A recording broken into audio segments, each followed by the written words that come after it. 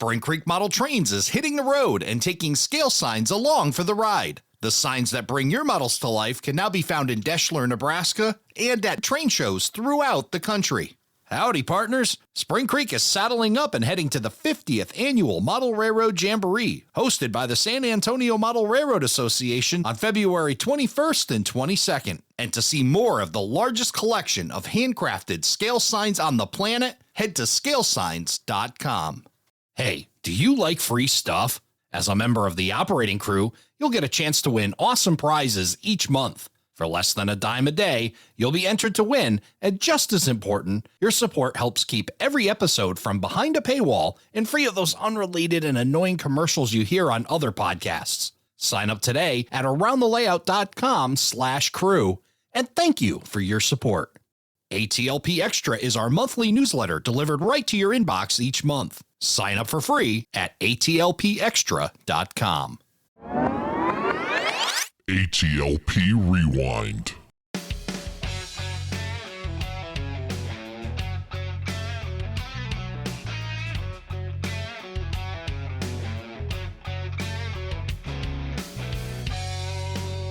Hello, everybody, and welcome to Around the Layout, where model railroaders come to tell their story. My name is Ray Arnott. So glad you could join us. It's time once again for Talking Ops with Don Irace. And the name of the show just wouldn't be right without the man himself, Don Irace. Don, good to see you again, my friend. You too, Ray. Good evening, everybody. I hope everybody had a happy and healthy holiday season.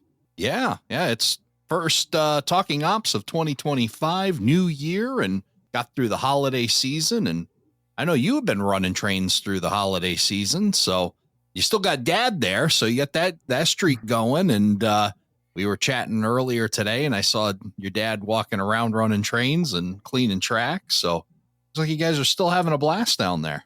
Yeah, no, he's having fun down here.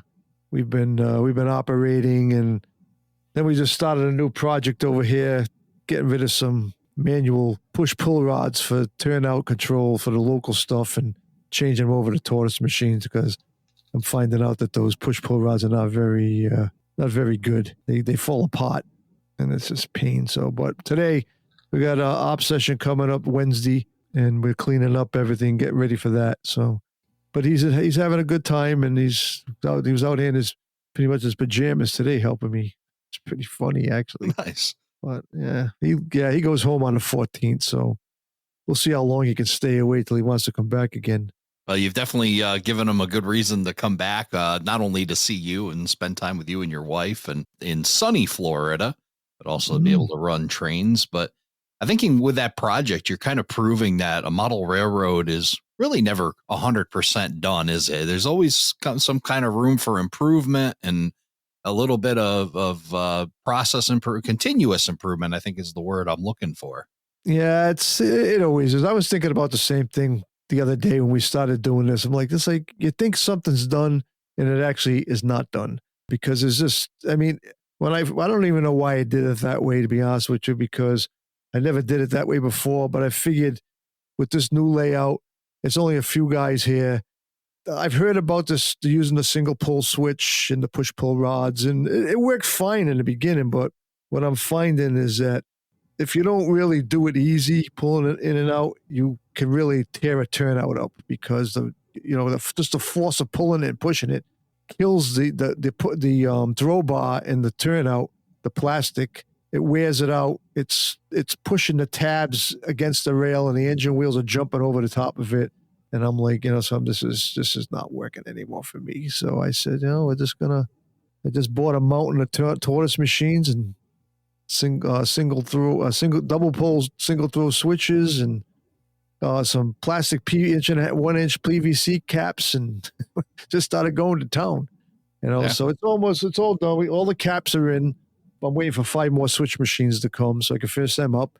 And then the turnouts that are on the main line, I didn't even know they had these new tortoise machines that have a built-in accessory decoder built right into them. So you program the tortoise machine. You don't need an accessory decoder or nothing. It just saves a lot of work, a lot of wiring, a lot of everything, So I got 3 of those coming. So making your ops a little bit more reliable and making sure that you avoid those problems. And It all times out well because we've got a guest joining us tonight talking about improving ops for folks in the Lakeshores region area. And joining us to talk about that is Ed O'Connell. Ed, welcome to the show. Thanks, Ray. Good to see you again, Don. Yep, you too, Ed. Always a pleasure. Oh, yeah. Been too long. Yeah, I'll be there in April for both, actually. I think I got that cool. pretty much locked in, yeah. I might as well. I'm up there. I might as well just do both. All right. I know one event we're talking about. That would be the Ops to Your Drop event that the Central New York division does. But what else are we going to be getting together for here, Don and Ed? Island Ops down in Long Island. Oh, nice. Yeah, that's the weekend after. So it's good timing. It's perfect. They got some really cool layouts down there. It's amazing what those guys are doing. It's a pain in the butt to get to, especially from here. I mean, I hate crossing the Hudson River, but it's worth it. Yeah, I'm looking forward to it. Yeah, 6-hour ride for me, but it's definitely worth the trip. Yeah, I think I got a little longer to go than that. Oh, yeah. Well, unless you take the boat ride, Don, you could take the ferry over. That seems to be the way to go to Long Island from this area. But that's great. So you got two operating events, and obviously you guys know each other from past events and knowing each other for a long time. And Ed, you reached out to us and told us about something really cool that you guys are doing in the Lakeshores Division, the Ops Squad. So want to hear about that and how that all started. Why don't you tell us a little bit about this Ops Squad?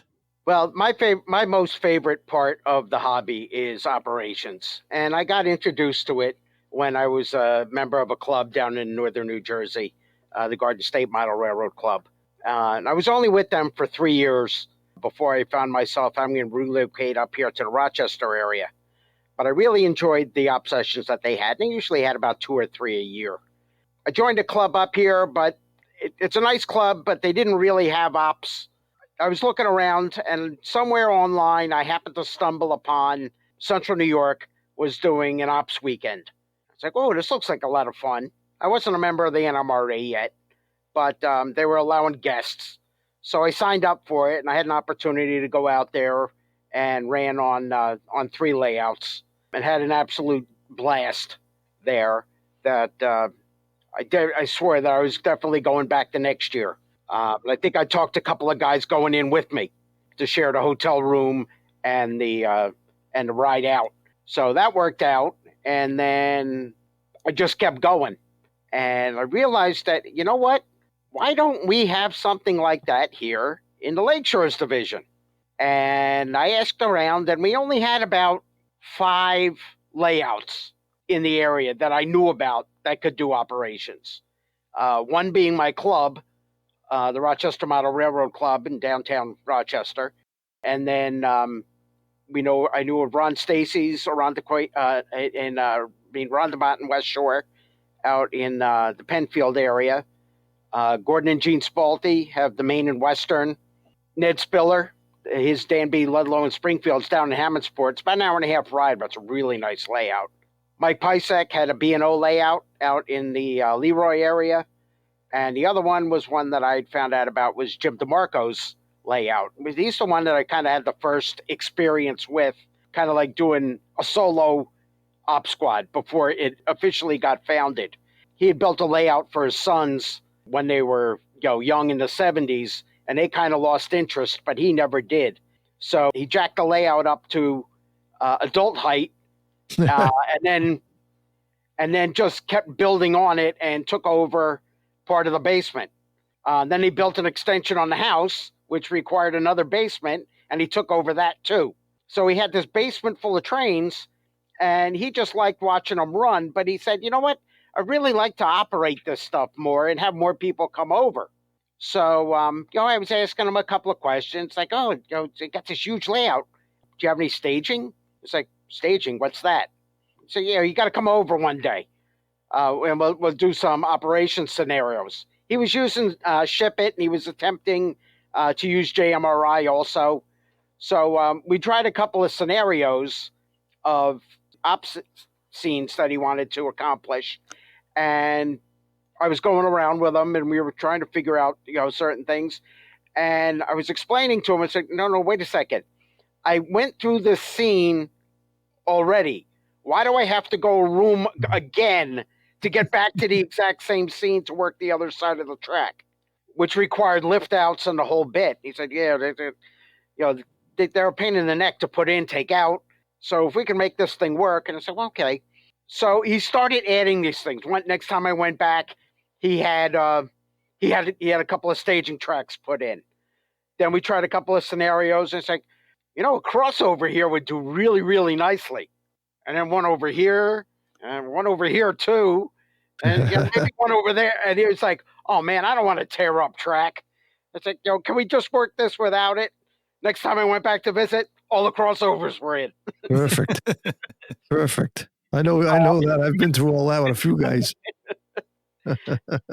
And he said I'm the biggest thorn in his sides, but he gives me the biggest credit for getting the layout to where it is. Yeah, good job. So he was kind of like the first project, but eventually I started up an ops weekend here in the Lakeshores Division, which we call Op Around the Clock. And I patterned it after the Central New York Ops Till You Drop weekend, because that's really the only one that I had done at the time. Tried to copy the same type of thing, but like I said, I only had 5 layouts to choose from. So we had some people come the first year, and it was relatively mellow, but then I started promoting it a lot online and stuff, and then I was starting to get people from out of state. I had somebody come up from North Carolina for the second one. A guy came in from Ohio. 3 guys came up from the Philadelphia area, plus some of our local guys, and we had guys coming from Central New York. I was like, oh, wow, okay. We're getting somewhere. It's rolling. And so, okay. But now I'm getting noticed out there. And it's like, okay, well, now I don't have spots to put people. If this thing grows anymore, I'm going to need more layouts. Plus, we held the convention this last September, and I knew it was coming.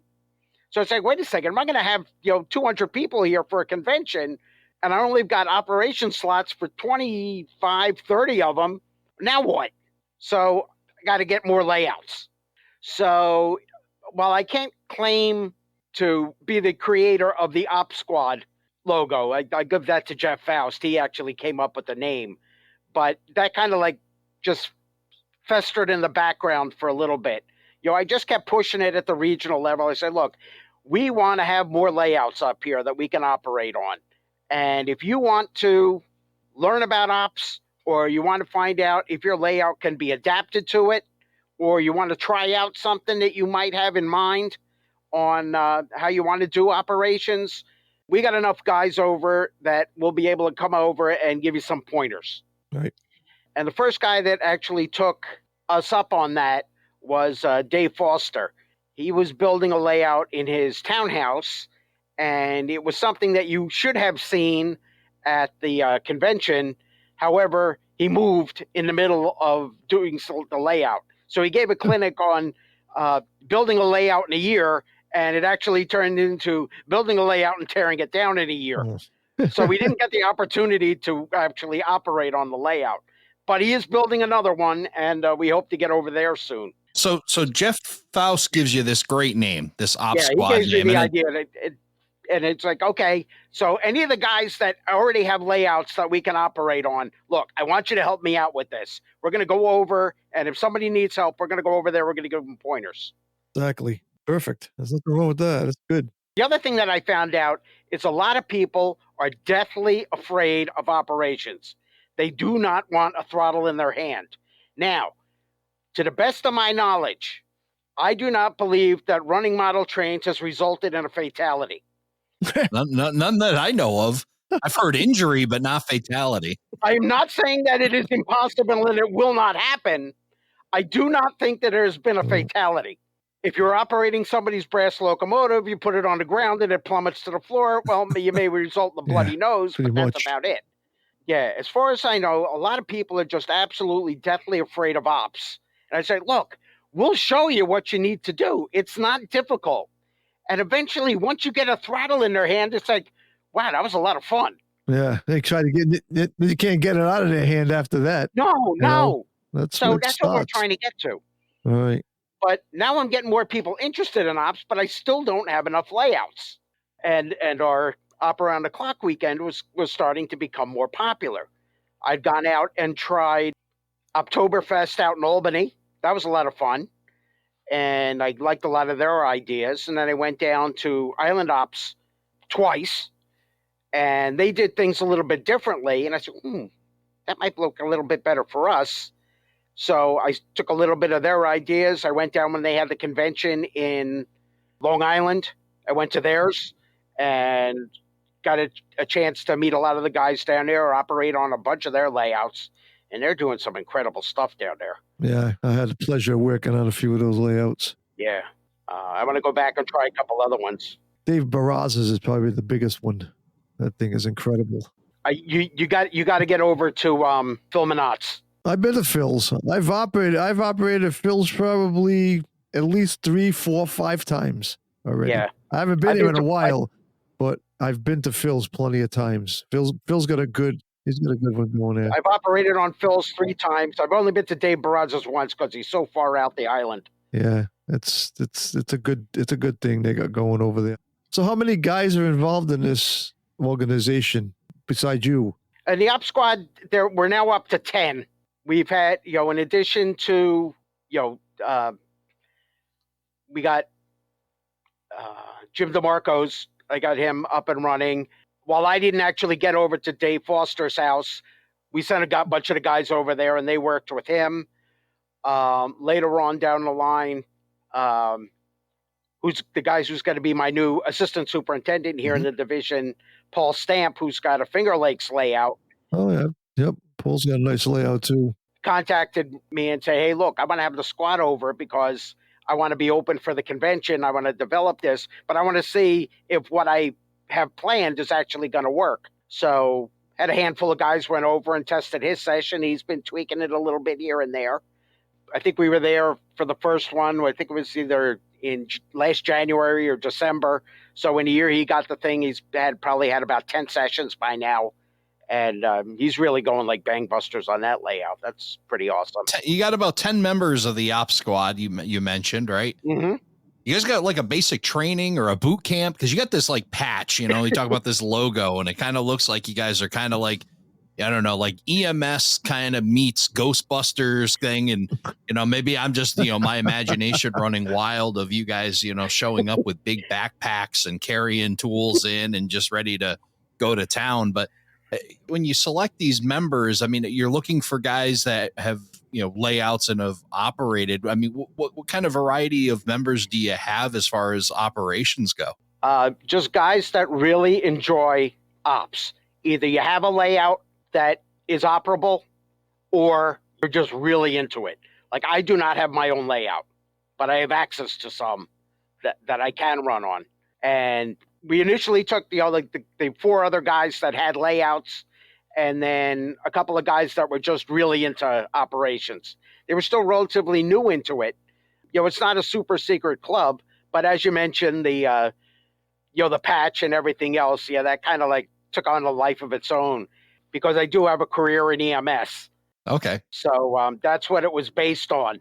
I've been in EMS for 45 years now. My son's a firefighter and also in EMS. And I always took upon it. It's like, okay, we're getting dispatched to an assignment. So we all have tasks, and we're going to go in. We're going to go in there. We're going to hit it. So yeah, it kind of came on. It said, oh yeah, well we got this cool name. Now we got to come up with a patch. So I came up with the patch, and then it's like, okay, well we can get these cool shirts with epaulets on them and the whole bit, and I'll show up in aviator sunglasses, and like you said, we don't really have backpacks.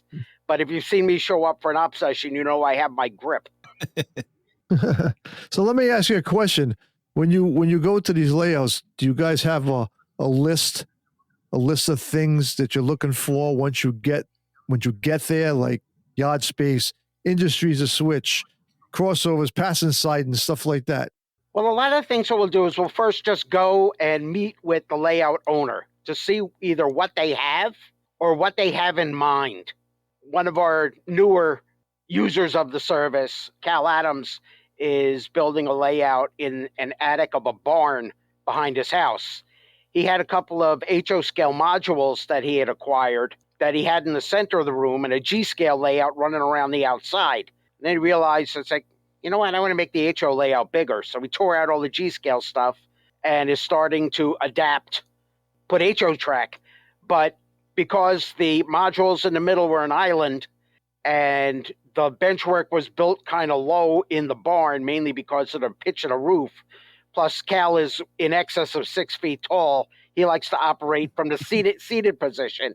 Well, a lot of guys do. Yeah. So he's got a bunch of rolling chairs with no backs, because I think Cal's got to be at least 6'6", and he might even be more than that. But he's a really tall guy. I had one of them jobs on my old layout in Fresh Pond. It was a chair job. Yep. That one guy always had to take every week.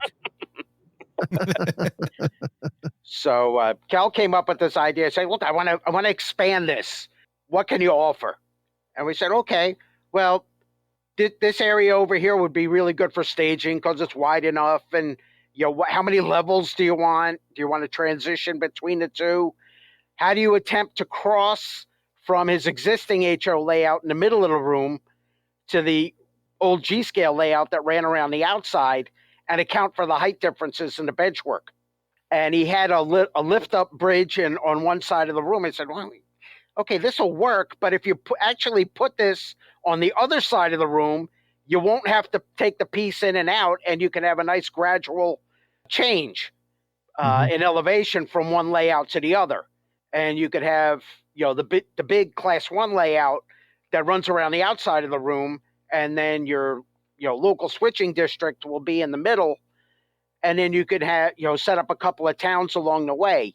So what he actually has is a stub staging area on a second deck that starts running around the room, and it slowly decreases elevation till it comes to the level below it, and then it can almost go around the room a second time. Plus, there's also a turnout in there that he can get into the center of the room. So he's still he's got a lot of track down yet, not a lot of scenery so far, but he got a lot of valuable input. Well, it sounds like you help these guys get out of what I've been calling the vacuum, right? When you're by yourself and working by yourself and doing a track design, and you're so close to it that you can't see peripherally, right? You can't see out this way. You're only laser focused in. Tunnel vision. Yeah, tunnel vision. And I know, Don, you've seen that too when you've gone to layouts, and it takes that outsider at times to be able to get them nudged in the right direction. I know you've done quite a bit of nudging. Yes, I've done a lot of nudging. That made a lot of people mad at me too. Nudging, but it worked out in the end. I mean, what drives me crazy is when a guy does somebody builds a layout and they got a main line in the front, they had a fascia, and then they go around a loop, and then the main line comes on the backside of the same area. Like you were talking about, you pass through the same place twice, once in the front, once in the back. Instead of just, you don't get that feeling that you're going anywhere. To me, you know what I mean? Because I'm like, I was just here like 15 feet ago. It's so why do you do it that way? I don't know, but some people do. We had one guy that did it a lot, and he probably took out more track than he had at one point. He just had it was just track on top of track on top of track everywhere, and it just didn't make no rhyme or reason why he had what he had. But eventually he pulled up enough. He was very reluctant when I got there to start pulling track up, but he did do it. And it was better. I mean, we didn't get rid of all the front and back stuff because just the design of the bench work it just wasn't going to work, But we did get a better sense of operation on it from what he first had, And then our other friend Tony Donatelli, he's the same thing. He was like a lone wolf modeler. He never really did anything. Then he's come to my house and operate. He's, "Oh, geez, you got to come over my house, because I want to operate like this. Same thing. Basically, I went over there and I looked at what he had. He had 1 yard. It was, it's not a big layout. It was all single line track. He had some nice, beautiful scenery. The scenery was absolutely gorgeous. I mean, West Virginia mountains and coal and all that stuff. It was beautiful, but I'm a point-to-point guy. I'm not one of these loop-de-loop dudes. I'm just not. Especially when it comes to operations, that drives me up a wall. And his was a continuous operating, but he had to go up a helix to get back to the yard it was at.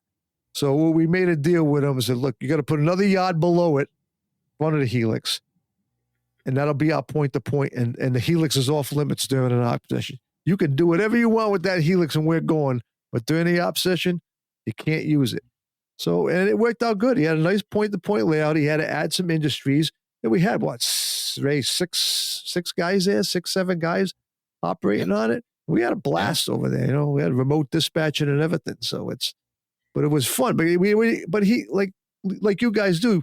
These guys are never going to get to that point without help because they'll just get lost. Like, you know, they got tunnel vision and they just can't see what's beyond all that. So what you guys doing is great, helping these guys get across that threshold.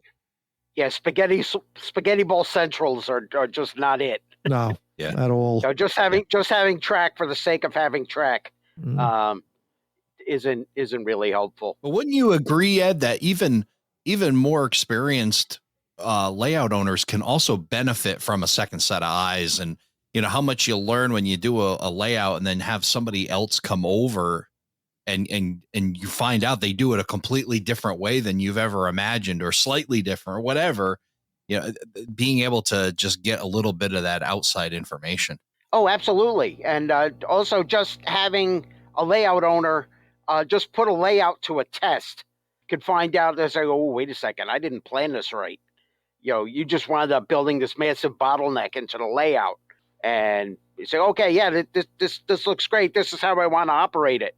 Until we showed up in his basement and tried to and found out it clogged up a good chunk of the layout for a while. Yeah, right. So next thing you know, he's there. He wasn't that far along, but he was tearing up track and making a nice long passing siding there. But that's a good time to catch stuff like that. When they're in the middle of building it. It's tough with these layouts that are already built and done. Well, they think they're done. They're never done.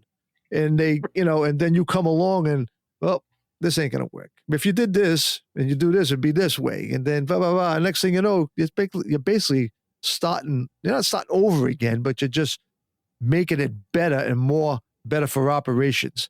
Oh, absolutely. Yeah, I'm kind of a point-to-point like you are too, but I've operated on enough continuous run stuff. Essentially, when you go in the other end, you're done. You don't come back out again. Those are good for clubs because, you know, when you have clubs, you got so many different sorts of people at the model railroad. Some guys, they're train watchers. They just want to run their train around and around and around, and they're happy with that, you know. And then you got guys in operate. And I find with clubs, it's tough to have an operating session on a club when you've got this kind of mix of people because guys want to come in during the week and they're going to move stuff all over the place. But yet the guys want to operate, trying to stage it for an operating session. And it's when you hear stuff, don't move this car, don't move this car, don't move this car, you know. And so you kind of upset the apple cart between the guys that do and the guys that don't. You know, I don't know how it works at the club you're at, but yeah, the ones that I'm with, you know, they specifically dedicate certain times. It's okay, we're going to have a certain session on this particular day, and then they go out and then they stage it, and then, you know, it's off limits kind of state. You can run the main lines or whatever, but don't move anything on any of the sidings, you know, for 2-3 weeks kind of thing. But you only do them like two or three times a year. Yeah, the Providence and Northern layout that I used to go to and operate, they have operating sessions there once a month, and I used to go there. They tried to do that, not move cars around, but then they kind of changed it. So what they do now is they have like local switching, but basically they take chunks of cars because they got quite a few yards. So they'll take chunks of cars and they'll move chunks of cars from yard. They'll stop in a yard, drop off cars, pick up cars, go to another yard, drop off cars. And that seems to work well, but they still have the local switching areas where guys can switch if they want to switch. And this seems to, I mean, I think that worked better for them than the way they tried to do it in the beginning. And it was a lot easier for the guy that was trying to set that thing up. But yeah, that's like, I mean, I'm not much of a club guy.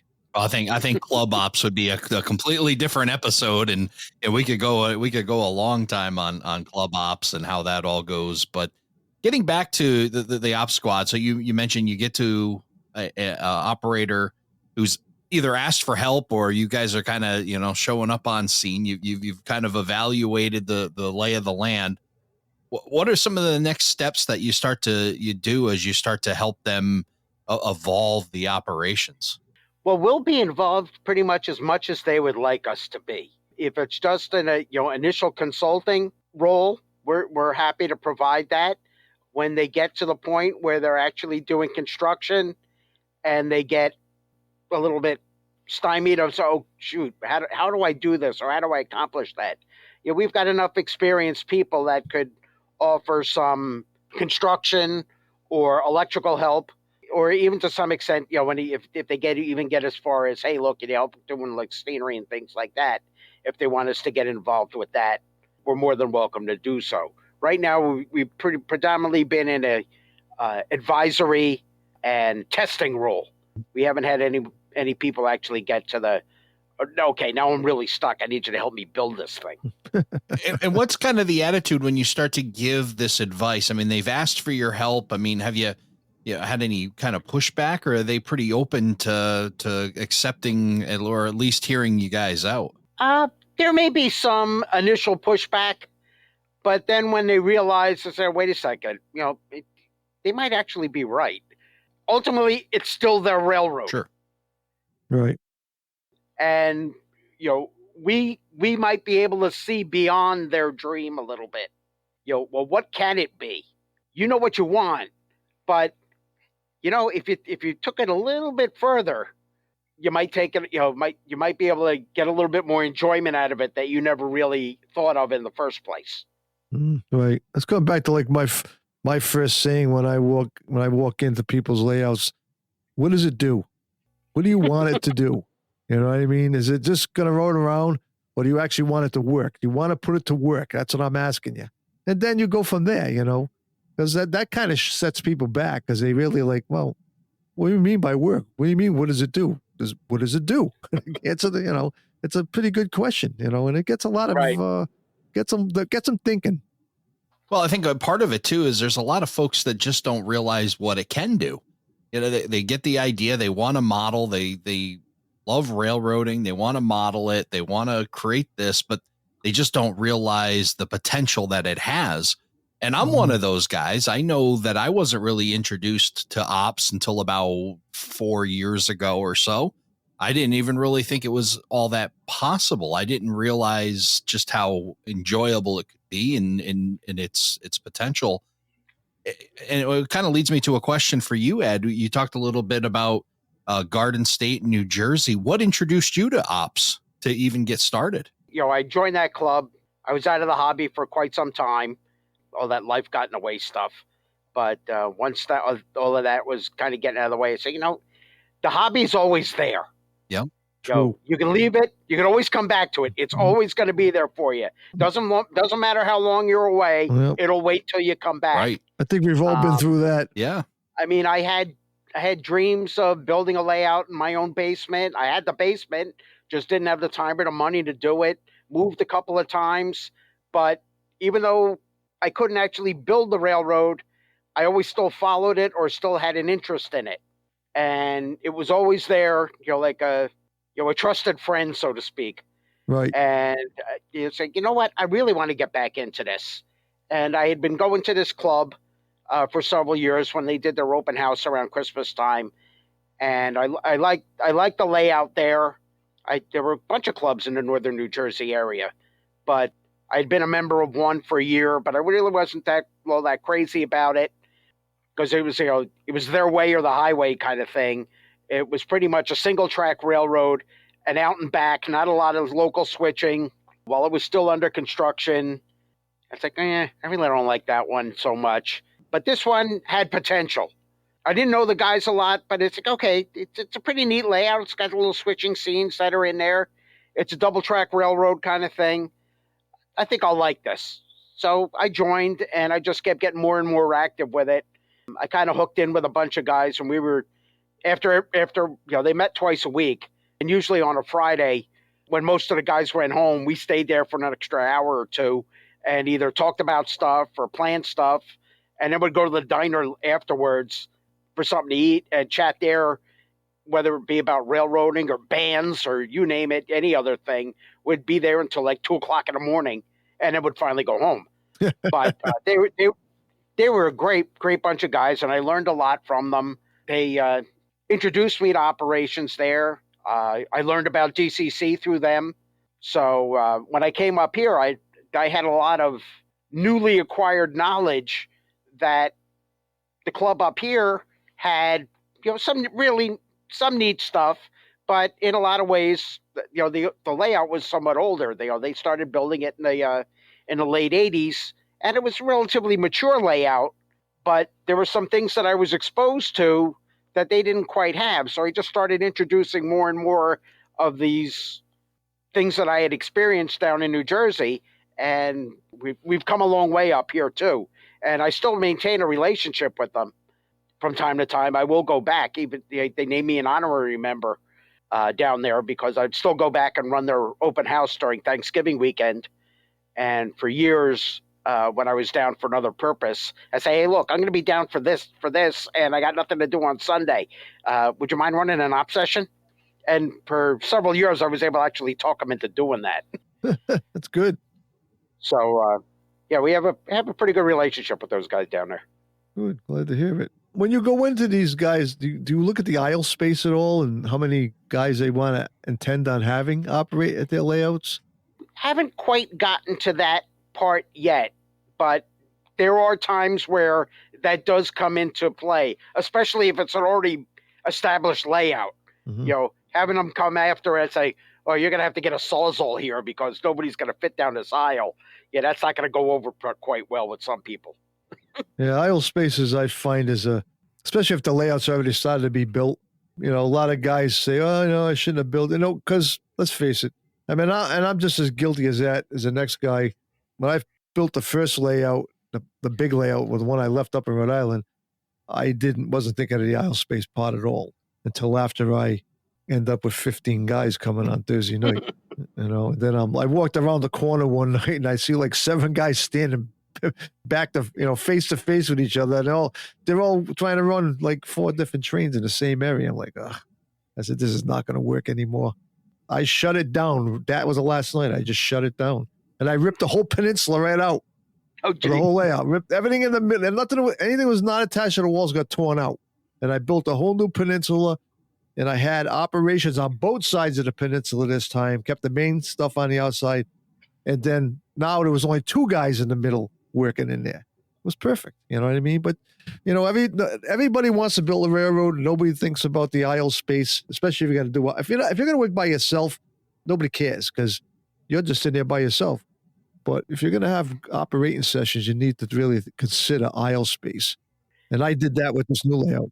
We wound up with that situation at Jim DeMarco's. Like I said, that layout was built in the 70s and then just kept growing. Right. So he had some tight aisle space, but we built the jobs around, okay, only 2 guys are going to be in this aisle at any particular time. Okay, you're going to run over here, and you're the only guys that are going to be over here. Nobody else is going to come through that. So they don't have to be tripping over each other. Right. In the other areas where they're a little bit wider aisles, we'll put more trains that may interface with each other. But that doesn't mean that one owner came up with he built the layout and said, oh man, I shouldn't have built these aisles so narrow. And he did take out the Sawzall. Well, yeah, I mean, absolutely. The days of building 3 feet deep bench work is over, as far as I'm concerned. Nobody does that anymore. Right. Pop-ups in the middle, you push the scenery up so you can stand up in the middle like King Kong and going to conquer the city. Nobody. Yep. Well, I mean, bench work I've got bench work here. It's 10 inches deep. Okay. It gives you so much more aisle space. Like when I did this layout, I actually marked the aisle space on the floor and built the bench work around the aisle space. There you go. And it was perfect. So I still got 3 feet on each side. I got 5 feet from from the back of my helix to the fascia is 5 feet, right? And the only pinch points is on each side of that helix. It shrinks down to 28 inches. And I just tell the guys, don't stand there. Don't stand at the helix because you don't need to be because there's nothing going on at the helix.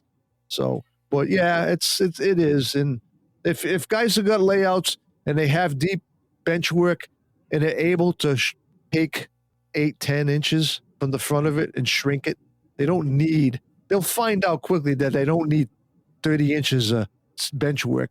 They can do the same thing in 20 inches. Yeah, we found, you talk about narrow bench work and the advantages of it beyond just aisle space, the ability to complete in a much more timely fashion because you have less railroad to work and it takes away those temptations to put spaghetti bowls on them because there's not room for spaghetti bowls, right? And seemingly all of these thoughts take me back to your op squad, Ed, and thinking, you guys are good at showing up on the rescue, but I bet you could do some preventative work too by talking to these folks even before they put the first screw in a board. Yeah, that's what we like to get to beginning. Hey, look, I want to build a layout. What are some things that I should think about? And that's we don't have that many takers yet. We have some people that may already have the bench work, which we're not too crazy about that.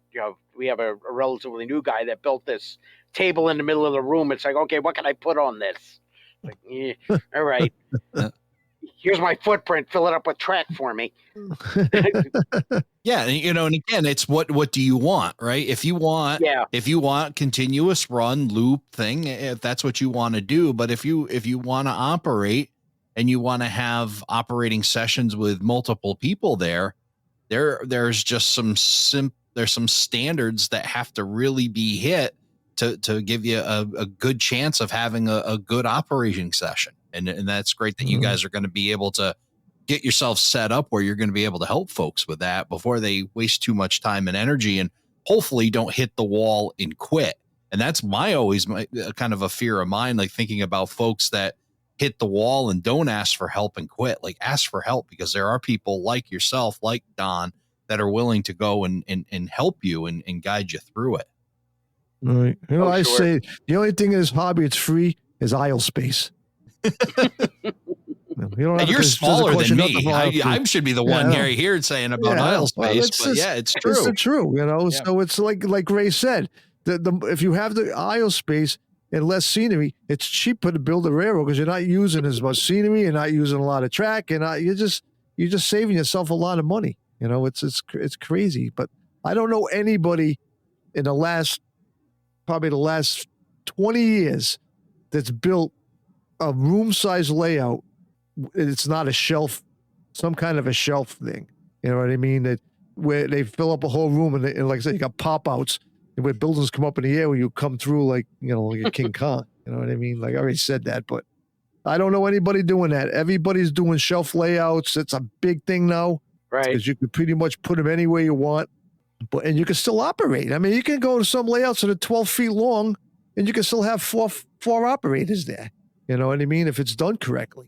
So you don't have to extravagant layout to do anything. You can pretty much whatever you got room for. That's a good thing you're doing, and I'm sure people appreciate you coming out there and helping them out with that stuff. Like I said, I like to do it. When I moved down here, to be honest with you, I thought I was just going to be by myself. Well, I knew I'd have one other guy anyway, because I don't know if this my buddy Vin Glogley, he's a snowbird and he lives down just in Fort Pierce. So he was coming up here and operating with me. And then John Farrington, I don't know if you ever heard of John. I've heard of him. I haven't met him yet, but you should see his YouTube channel, his Facebook page. He bought a house a year and a half ago, 2 streets over from me. So now we're operating on my layout, his layout. And I got another guy that comes down from New Hampshire every year. He lives down in like 20 minutes from me. And then now this year, he's actually selling this place in New Hampshire. He's moving down there permanently, and he's building a layout in his house. Okay. So there's all kind of layouts and people sprouting up all around me over here. So it's good. I can have like 5 operators in here now. So it works out real well. But it's, we everybody feeds on each other. That's what we're here for. We're not here just to operate. We're here to help people. Even with this podcast, we do this so people listen and they get an idea what's going on around them and what they can do. And there's people around here. I mean, I tell them, if you have a question, contact me. You got my information. And I do it all the time. I'm always talking to somebody about anything, DCC installations, building a layout, operations, switch lists, well, you name it. So that's what you guys are doing is great. And I'm sure people really appreciate what you do too. Oh, I've had people from other divisions come up. We had the convention. It's like, hey, look, I want to get started with this. I don't necessarily know that we can make a field trip out to your way because it is a really long ride. But I may be able to give you some pointers online and stuff like that. Sometimes it's worth going up. I mean, you can't travel all over the world, but with internet and stuff like we're doing tonight, oh sure, we can, you can just, all you need is two computers and a camera, and you could pretty much talk to anybody about anything. We don't need to go anywhere, really. Yeah, I think what it also does, and what this idea I think is an excellent one, and perhaps one that may inspire other regions and divisions to kind of create these other go teams. Guys that are, put it out there and say, we're willing to come and stand at your layout and listen to what you have in mind and get you out of that vacuum and motivate you, and then maybe throw in an extra set of hands. And I'm just thinking of so many things that you could help with on a layout, just in the operation side of things, helping them make a decision. Is it going to be car cards and way bills? Is it going to, how many yards do I need? What is the railroad actually going to do? What does the prototype do, and how can I incorporate it? There's so many topics that you could help these folks with.